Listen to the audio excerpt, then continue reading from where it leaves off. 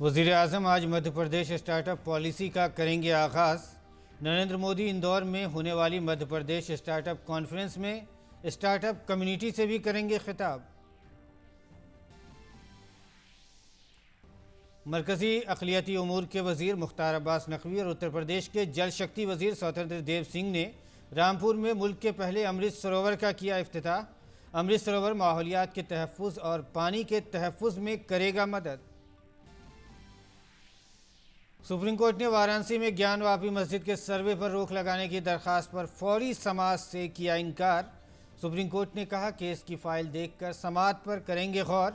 वाराणसी में जामा मस्जिद की इंतजामी कमेटी ने सुप्रीम कोर्ट में अर्जी की है दाखिल।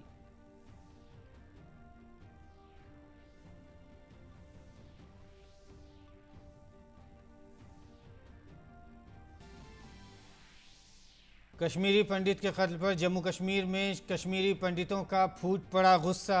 बडगाम में कश्मीरी पंडित बड़ी तादाद में निकल आए सड़कों पर। पुलवामा में दहशतगर्दों की फायरिंग से जख्मी होने वाले स्पेशल पुलिस ऑफिसर रियाज अहमद ठोकर ने दम तोड़ा। श्रीलंका के नए वजीर आजम रानिल विक्रमासिंघे ने सियासी हंगामा आराई के दरमियान संभाला ओहदा। अपोजिशन जमातों का एक ग्रुप उनकी तकरीरी को करार दे रहा है गैर आइनी। मदद के लिए भारत का अदा किया शुक्रिया। उन्होंने एहतजाज करने वाले शहरियों से बात करने की भी जाहिर की ख्वाहिश।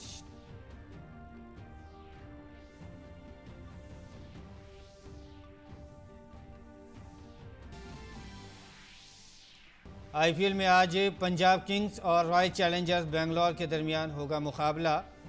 आज के मैच में दोनों टीमें प्लेऑफ में पहुंचने की अपनी उम्मीदें बरकरार रखने के लिए लगाएंगी जी जान। थॉमस कप में तमगा यकीनी बनाने वाली हिंदुस्तानी मर्द बैडमिंटन टीम आज खेलेगी अपना सेमीफाइनल मैच। आखिरी 4 में डेनमार्क से होगा मुकाबला।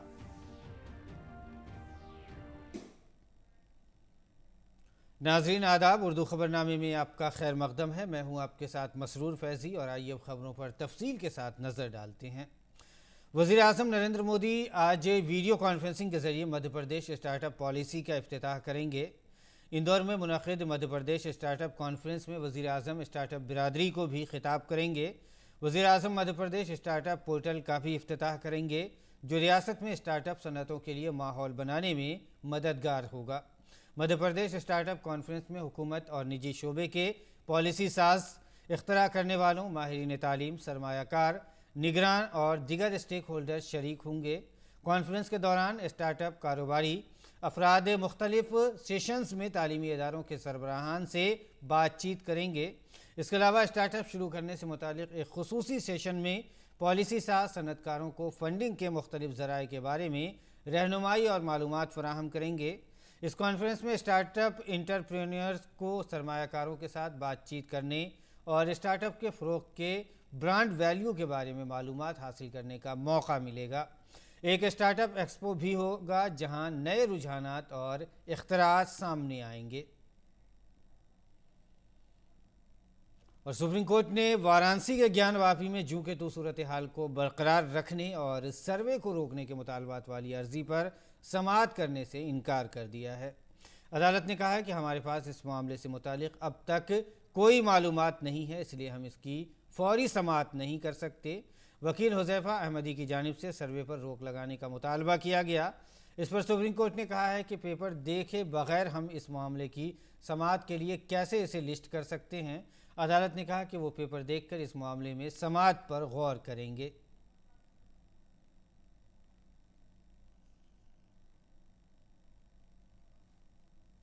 काबिल ज़िक्र है कि सिविल जज सीनियर डिवीज़न रवि कुमार देवाकर ने सुबह 8 बजे से दोपहर 12 बजे तक कमीशन की कार्रवाई का हुक्म दिया है। अंजुमन इंतज़ामिया मसाजिद कमेटी की जानिब से गैर जानिबदाराना न होने का इल्ज़ाम लगाते हुए एडवोकेट कमिश्नर बदलने की अपील की थी। 4 रोज़ तक चली समाअत के बाद उनकी अपील मुस्तरद कर दी गई और कमीशन की कार्रवाई को मुकम्मल करने का हुक्म दिया गया। जुमेरात को एडवोकेट कमिश्नर को तब्दील करने का मुतालबा करने वाली अर्जी को मुस्तरद कर दिया गया है। साथ ही वाज़ेह किया गया है कि अजय कुमार मिश्रा एडवोकेट कमिश्नर बने रहेंगे। उन्हें 17 मई तक अदालत में पूरी कार्रवाई की रिपोर्ट दाखिल करने का हुक्म दिया गया है। वो 17 मई को अदालत में पूरी कार्रवाई की रिपोर्ट दाखिल करेंगे। और अदालत ने वाज़े तौर पर कहा है कि अगर किसी मकाम पर रखना पैदा हो किया जाता है तो उसे ज़िला इंतज़ामिया दूर करेगा। ज़िला इंतज़ामिया को मुकम्मल इख्तियार होगा कि ताला खुलवा कर या तोड़ कर कमीशन की कार्रवाई को पूरा करवाएं। इस दौरान रखना अंदाज़ी करने वालों के ख़िलाफ़ कार्रवाई करें और मुकदमा भी दर्ज करवाएं।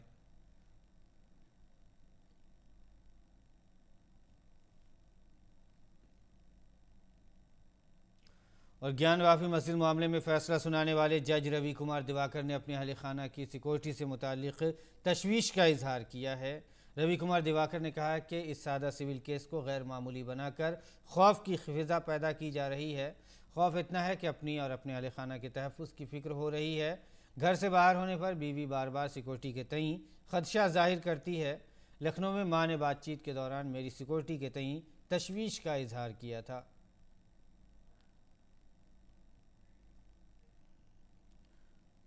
और आइए अगली खबर पर नज़र डालते हैं। 21 मई से शुरू होने वाली नीट पीजी के इम्तहानात मुलतवी करने का मुतालबा करने वाली अर्जी को सुप्रीम कोर्ट ने मुस्तरद कर दिया है। अदालत ने कहा है कि अब इम्तिहान मुलतवी करने से तलबा में उलझन पैदा होगी। मरीजों की सेहत सबसे अहम है। इम्तिहान मुलतवी होने से अस्पतालों में डॉक्टरों की कमी होगी। दरख्वास्त में कहा गया है कि 2021 के मेडिकल पीजी में दाखिले का अमल अभी भी जारी है, इसलिए 2022 का इम्तिहान कुछ वक्त के लिए मुलतवी कर दिया जाए।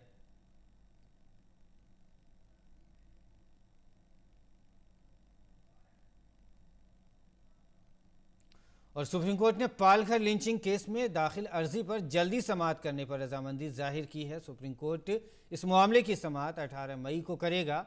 पालघर में 2 हिंदू संतों और उनके ड्राइवर को भीड़ ने पुलिस एहलकारों की मौजूदगी में कत्ल कर दिया था। पिछली समाअत में अर्जी गुजार शशांक शेखर झा की जानिब से कहा गया था कि लॉकडाउन के दौरान भी हजूम इकट्ठा हुआ और इस वाक़े को अंजाम दिया गया। पुलिस ने वाक़े को रोकने के लिए अपने इख्तियारात का इस्तेमाल नहीं किया। उन्होंने कहा था कि सीआईडी इस पूरे मामले की जांच कर रही है, लेकिन ये महाराष्ट्र के एडीजी के तहत आती है, इसलिए इस मामले की मुनसिफाना जांच करना मुश्किल है। राजधानी दिल्ली में तजावुज़ात के खिलाफ एमसीडी की कार्रवाई मुसलसल जारी है। जनूबी दिल्ली म्यूनसिपल कॉरपोरेशन की तरफ से ख्याला रोड, श्याम नगर, विष्णु गार्डन में इंसदाद तजावुज़ात की मुहिम चलाई जा रही है।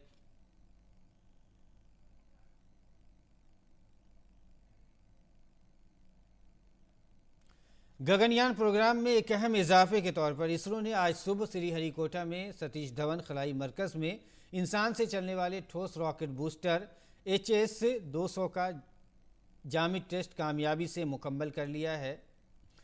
GSLV-3 MK-200HS satellite launch vehicle के साबित शुदा 200S रॉकेट बूस्टर का ह्यूमन रेटिंग वाला वर्जन, जिसे गगनयान मिशन के लिए इस्तेमाल किया जाएगा। ह्यूमन रेटिंग वाले GSLV-3 MK को HRLV कहा जाएगा। चंद्रयान 2 समेत इस लॉन्च व्हीकल के कामयाब लॉन्च की बुनियाद पर 3 GSLV MK को गगनयान मिशन के लॉन्चर के तौर पर शनाख्त की गई है और ह्यूमन रेटिंग की ज़रूरियात के मुताबिक इसमें बेहतरी आ रही है।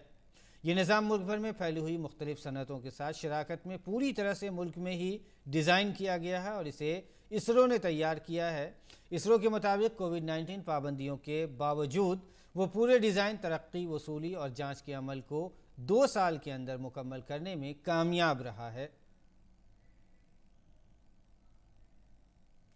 मरकज़ी वज़ीर मुख्तार अब्बास नकवी आज उत्तर प्रदेश के रामपुर में मुल्क के पहले अमृत सरोवर का इफ्तिताह किया। इस मौके पर इस प्रोग्राम में उनके साथ उत्तर प्रदेश के जल शक्ति के वज़ीर स्वतंत्र देव सिंह भी शामिल हुए।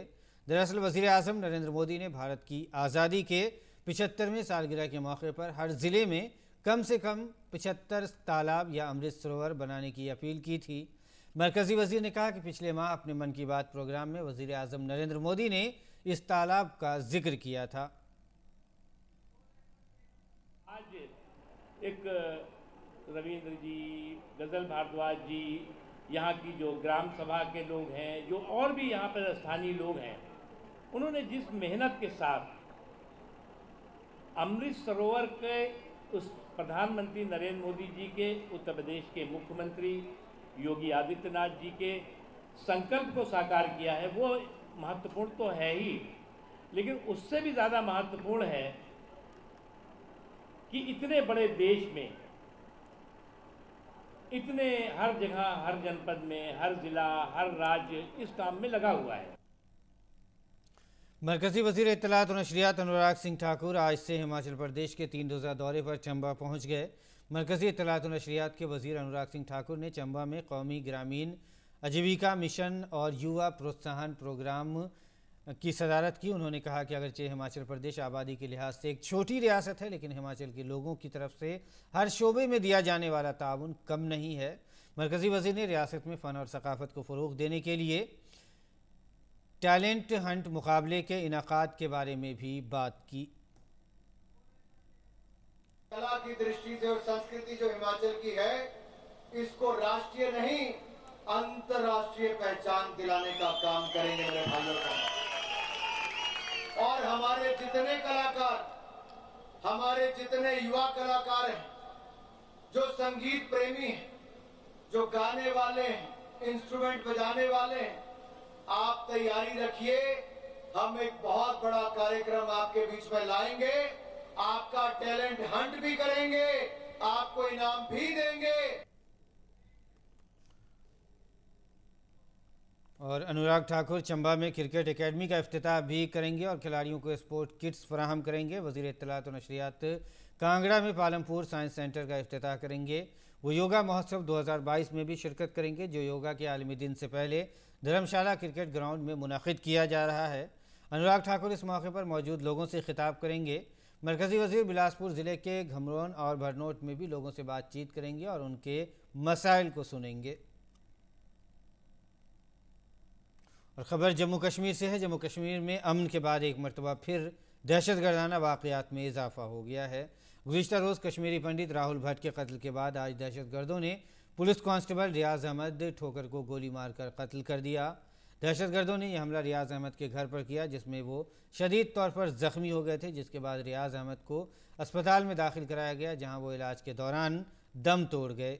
ये वाक़या वादी में पुलवामा के गुरुद्वारा इलाके में पेश आया है। कश्मीर में चंद घंटों के अंदर टारगेट किलिंग का ये दूसरा वाक़या है।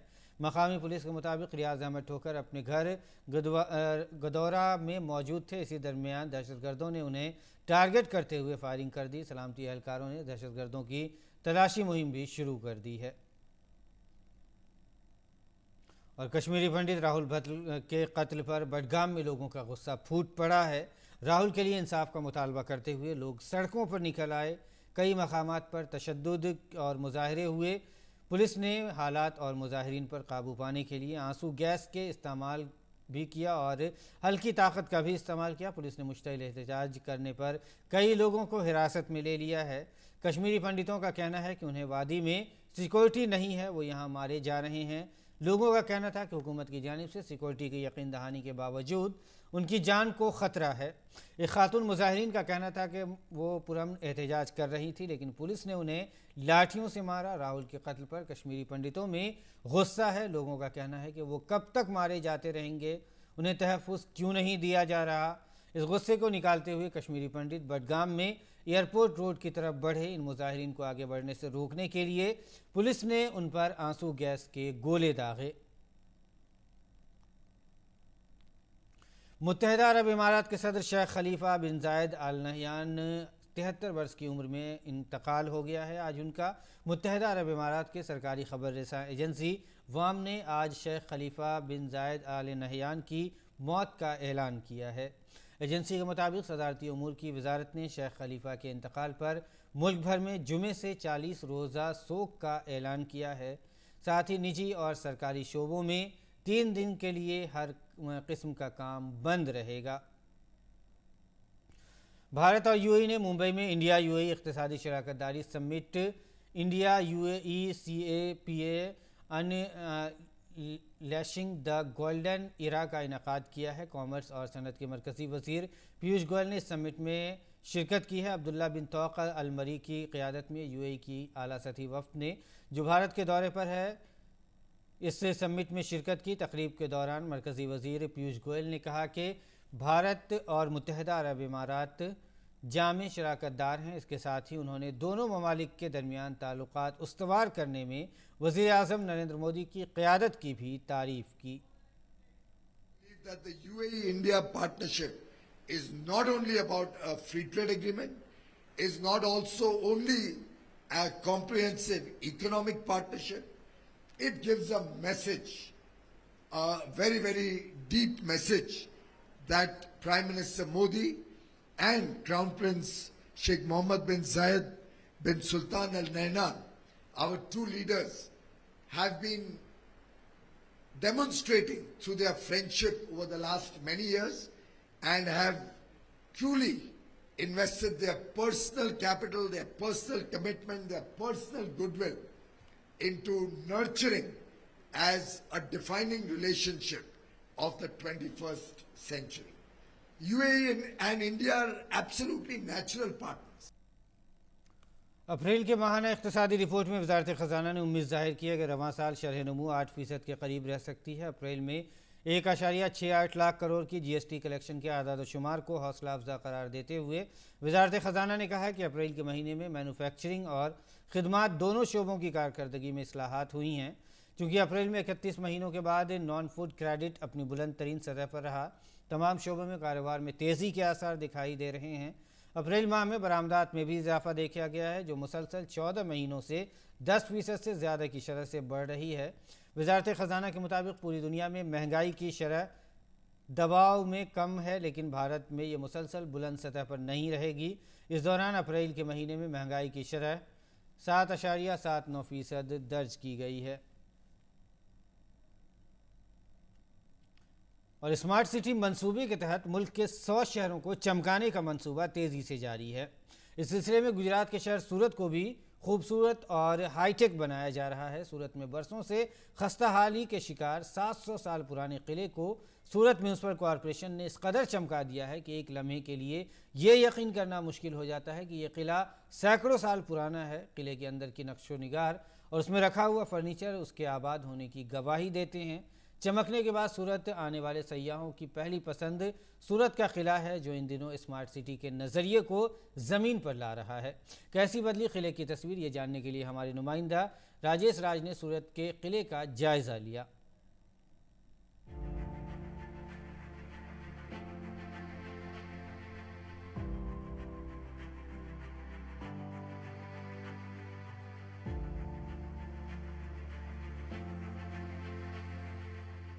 सूरत का किला जो 700 साल पुराना है, उसी म्यूज़ियम में अभी हम खड़े हैं और आपको ये दिखाने की कोशिश कर रहे हैं कि 700 साल ये पुराना किला कैसे जीवंत हो उठा, कैसे जीर्ण शीर्ण अवस्था से निकलकर अनेक चुनौतियों को पार करते हुए, अनेक चुनौतियों से जूझते हुए यह किला आम लोगों के लिए कैसे दर्शनीय बन चुका है और ये क्या था, क्या हो गया और अभी क्या इसकी स्थिति है, इस पर हम बातचीत करेंगे। मैं डॉक्टर विस्मय रावल, मैं यहाँ पे क्यूरेटर हूँ। हमने जब जीर्णोद्धार स्टार्ट किया तब जो अवेलेबल फैक्ट्स थे उसके हिसाब से 1540 में किला बनना स्टार्ट हुआ था।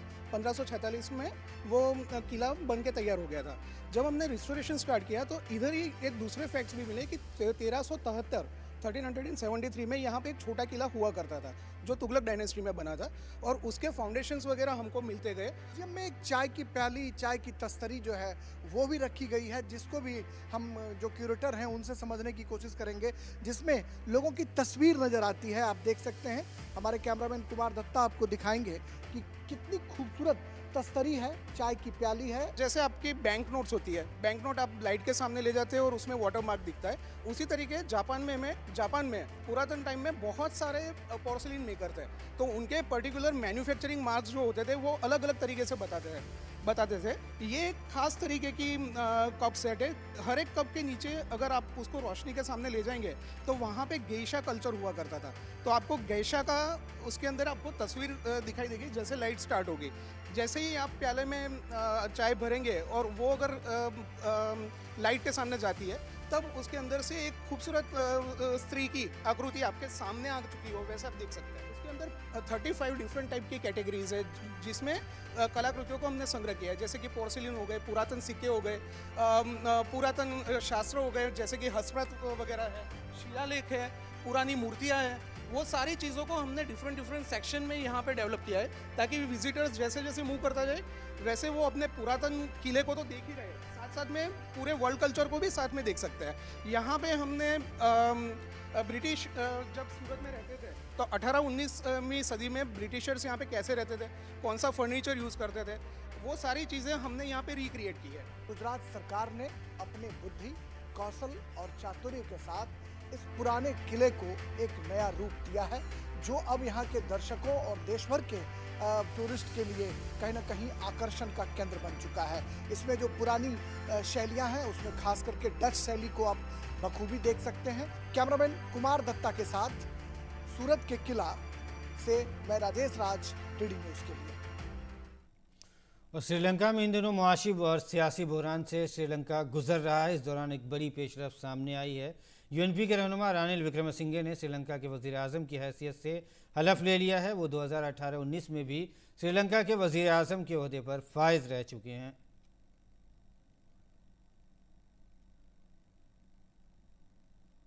दरियासना श्रीलंका में ताज़ा पेशरफ्त में श्रीलंका में भारतीय हाई कमीशन ने वीज़ा जारी करने पर रोक लगाने से इनकार कर दिया है। श्रीलंका में भारतीय हाई कमीशन ने एक ट्वीट में कहा है कि हाई कमीशन वाज़ेह तौर पर इस बात की तरदीद करता है कि उसने या श्रीलंका में भारत के कॉन्सुलेट जनरल या भारत के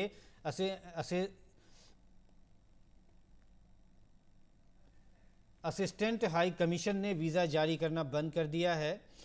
गुज़िश्ता कुछ दिनों में हमारे वीज़ा महकमे के मुलाजिमों, जिनमें से ज़्यादातर श्रीलंका के शहरी हैं, उनके दफ्तर में हाजिर न होने की वजह से दफ्तरी काम में दुश्वारी पेश आ रही थी। हम अपने काम को जल्द मामूल पर लाने की कोशिश कर रहे हैं। हम श्रीलंका के शहरियों के लिए भारत के सफ़र को आसान बनाने के लिए पुरज़्म हैं। जैसे भारतीयों की श्रीलंका में खैर मकदम होता है, वैसे ही भारत में भी श्रीलंका के लोगों का खैर मकदम है।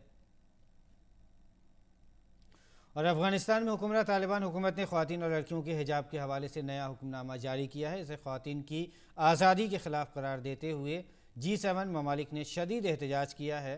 गुज़िश्ता रोज़ कनाडा में G7 ममालिक के वज़राए ख़ारजा ने मुश्तरका बयान जारी करते हुए कहा है कि तालिबान का हालिया हुक्म ख़वातीन की आज़ादी, मसावी हुकूक़ और मुआशरे में उनकी शिरकत को महदूद करने की समत में एक कदम है। ये बयान में कहा गया है कि तालिबान का अफ़गान ख़वातीन के लिए हिजाब की पाबंदी को लाजमी करार देने के साथ साथ उनके अहल खाना को उसकी खिलाफ वर्जी पर सज़ा देने का हुक्म काबिल मज़म्मत है।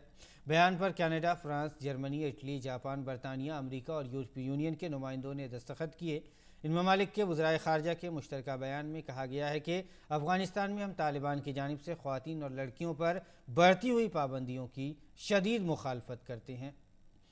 और बुलेटिन में आगे बढ़ते हैं। यूक्रेन में रूसी फ़ौजी कार्रवाई जारी है। यूक्रेन के सदर व्लादिमीर ज़ेलेंस्की ने रूस पर स्कूलों और सेहत खिदमात को निशाना बनाने का इल्ज़ाम लगाया है। ज़ेलेंस्की ने कहा कि जब से लड़ाई शुरू हुई है, रूसी फ़ौज ने 570 तिब्बी सहूलियात को नुकसान पहुंचाया है और 101 अस्पतालों को मुकम्मल तौर पर तबाह कर दिया है। यूक्रेन के सदर ने एक बार फिर रूसी सदर व्लादिमीर पुतिन से मुज़ाकरात करने की पुरजोर अपील की है। ज़ेलेंस्की ने कहा है कि दोनों ममालिक के दरमियान एक मुआहिदा होना चाहिए जिसमें शर्त के तौर पर कोई अल्टीमेटम शामिल नहीं होना चाहिए।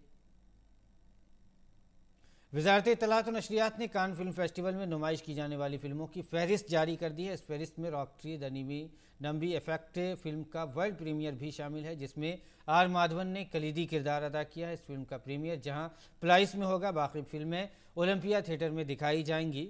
75वें फिल्म फेस्टिवल में Marathi film Godavari, Hindi film alpha beta gamma, Mishing film Boomba rider और हिंदी मराठी फिल्म धुई के अलावा Malayalam film tree full of parrots भी दिखाई जाएगी। और खेल की खबरों में रॉयल चैलेंजर्स बेंगलोर और पंजाब किंग्स IPL 2022 के 60वें मैच में आमने सामने होंगे। मुंबई के ब्रिस्बेन स्टेडियम में खेला जाने वाला ये मैच प्लेऑफ के लिए दोनों टीमों के लिए अहम है। RCB ने इस सीज़न में अब तक 12 मैच खेले हैं, जिसमें से उसने 7 मैच जीते हैं। अगर फॉफ डुप्लेसी की कप्तानी में RCB की टीम 2 मैचों में 2 जीत दर्ज कर लेती है तो वह आसानी से प्लेऑफ में जगह हासिल कर लेगी। वहीं दूसरी जानिब पंजाब किंग्स ने अब तक 11 में से सिर्फ 5 मैच जीते हैं। अगर RCB आज खेले जाने वाले मैच में जीत दर्ज करने में कामयाब रहती है तो उसे प्लेऑफ तक पहुँचने में मुश्किलात का सामना करना पड़ सकता है। और जुमेरात को खेले गए IPL के 59वें मैच में मुंबई इंडियंस ने चेन्नई सुपर किंग्स को 5 विकेटों से शिकस्त दी। मुंबई के वानखेड़े स्टेडियम में खेले गए मैच में मुंबई की टीम ने चेन्नई की तरफ से दिया गया 98 रन का हदफ 14.5 ओवर में 5 विकेटों के नुकसान पर हासिल कर लिया। मुंबई की जानिब से तिलक वर्मा ने सबसे ज़्यादा 34 रन बनाए और नॉट आउट रहे। मुंबई की जीत के साथ ही 4 बार की चैंपियन चेन्नई अब प्लेऑफ की दौर से बाहर हो गई है। आईपीएल की तारीख में यह पहला मौका है कि चेन्नई और मुंबई दोनों टीमें प्लेऑफ में जगह बनाने में नाकाम रही हैं। थॉमस कप के क्वार्टर फाइनल में भारतीय टीम ने 5 बार की चैंपियन मलेशिया की टीम को 3-2 से शिकस्त देकर सेमीफाइनल में जगह बना ली है। जुमेरात को खेले गए मैच में भारतीय टीम की शुरुआत बेहतर नहीं रही, लेकिन भारतीय शटलर पर्णा राय और फिर ने फैसलाकुन मैच में भारतीय टीम को जीत दिलाई। इस जीत के साथ ही भारतीय टीम ने इस टूर्नामेंट में अपना पहला तमगा पक्का कर लिया है। सेमीफाइनल में भारत का मुकाबला डेनमार्क और कोरिया के दरमियान दूसरे क्वार्टर फाइनल मैच के फातेह से होगा। अहम बात यह है कि भारतीय टीम 43 साल के बाद इस टूर्नामेंट के सेमीफाइनल में पहुंची है। इससे कबल ये टीम 1952, 1955 और 1979 में सेमीफाइनल तक पहुंची थी। और जर्मनी में जारी ISSF जूनियर आलमी कप में भारतीय निशानेबाजों का दबदबा कायम है। ईशा सिंह और सौरभ चौधरी की भारतीय जोड़ी ने मुकाबले के तीसरे दिन खेले गए 10 मीटर एयर पिस्टल के मिक्स्ड में तलाई तमगा जीता, जबकि भारतीय शूटर सरबजोत सिंह ने चांदी के तमगे को निशाना बनाया है। 10 metre air rifle team event में रमिता और पारथ मखेजा की भारतीय जोड़ी ने चांदी का तमगा जीता। भारतीय निशानेबाज इस टूर्नामेंट में अब तक 10 तमगे जीत चुके हैं। और नाज़रीन, इसके साथ ही उर्दू खबरनामा इख्तिताम को पहुंचता है। फिलहाल इजाज़त दीजिए। आदाब।